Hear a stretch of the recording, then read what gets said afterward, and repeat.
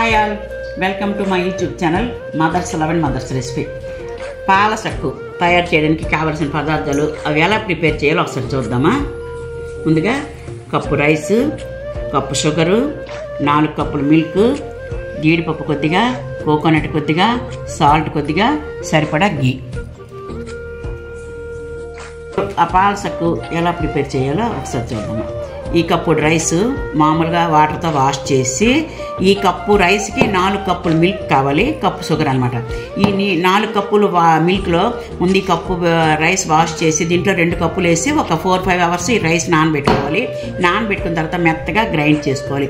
ఆ గ్రైండ్ చేసుకున్న పేస్ట్లో ఈ షుగర్ వేసుకోవాలి, ఈ మిగతా మిల్క్ వేసుకోవాలి, కొద్దిగా సాల్ట్ వేసుకోవాలి, కొద్దిగా గీ వేసుకోవాలి, దానిలో కొబ్బరి ముక్కలు, జీడిపప్పు వేసి చక్కగా ముద్దగా ఉడికించుకోవాలన్నమాట. ఈ రైస్ ఈ విధంగా వాష్ చేసుకొని ఈ మిల్క్ వేసుకొని ఒక 5-6 అవర్స్ చక్కగా నానబెట్టుకోవాలన్నమాట. తర్వాత గ్రైండ్ చేసుకోవాలి. చూసారు కదా, పాల సక్కు కోసం మనం బియ్యం పాలలో నానబెట్టుకున్నాం కదా. ఇప్పుడు ఇవన్నీ కూడా మెత్తగా గ్రైండ్ చేసుకోవాలి.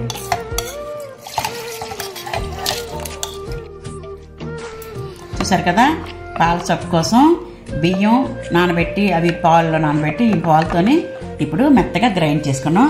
ఒక్కొక్కరి గిన్నెలో ఇలా వేసుకోవాలన్నమాట.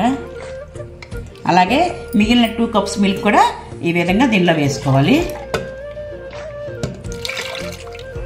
మొత్తం 4 కప్పులు మిల్క్ అనమాట. ఒక కప్పుడు రైస్కి 4 కప్పుల మిల్క్, కప్పుడు షుగరు, అలాగే కొద్దిగా జీడిపప్పు, అలాగే కొద్దిగా కొబ్బరి ముక్కలు.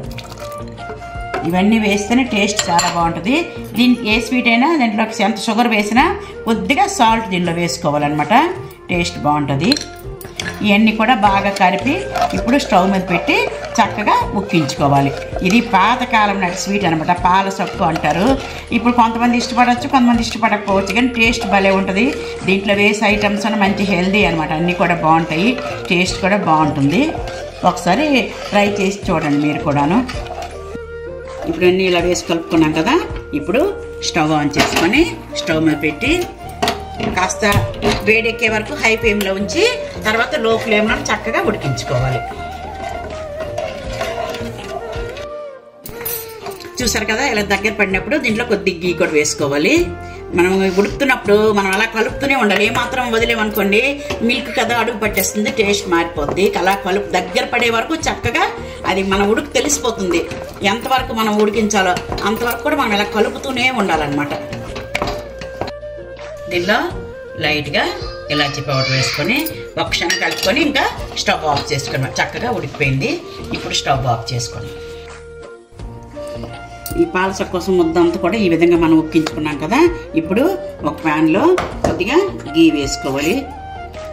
దానికి సరిపడా గీ ఎక్కువగా ఉంటేనే బాగుంటుంది టేస్ట్.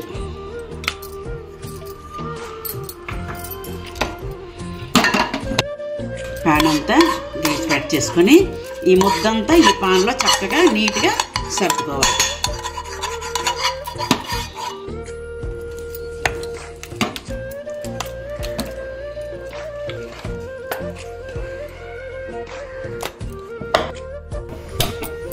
చూసారు కదా, ఈ పాల సక్కు కోసం ఈ ముద్దంతా మనం పాన్లో కొద్ది గీ వేసుకొని ఈ విధంగా వేసుకొని రొట్టెలా కాల్చుకోవాలన్నమాట. లో ఫ్లేమ్లో ఇలా పెట్టి ఒక 20 మినిట్స్ లో ఫ్లేమ్లో ఉంటే చక్కగా అడుగుకి బ్రౌన్ కలర్ వచ్చి మంచిగా కుక్ అవుతుంది అనమాట. 20 మినిట్స్ ఇలా మూత పెట్టుకొని పక్కన పెట్టుకోవడం అంతే. చూసారు కదా, లో ఫ్లేమ్లో పాల సక్కు ఈ విధంగా కాలాలన్నమాట. అడుగు బ్రౌన్ కలర్ చక్కగా ఉడికింది.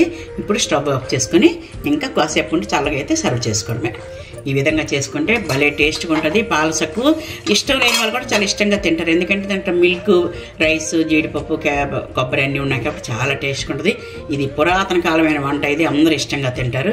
ఈ విధంగా రెడీ చేసుకోవాలి. చూసారు కదా, పాల సక్కు ఇది రెడీ. ఈ విధంగా రెడీ చేసుకోవాలన్నమాట. టేస్ట్ భలే ఉంటుంది. ఈ విధంగా చూసారు కదా, పీస్ కట్ చేశాను. ఈ విధంగా వెనక వైపు ఈ బ్రౌన్ కలర్లో రావాలన్నమాట. చాలా ఈ విధంగా కాలితే బాగుంటుంది, చాలా టేస్ట్గా ఉంటుంది అనమాట. పాల సక్కు రెడీ.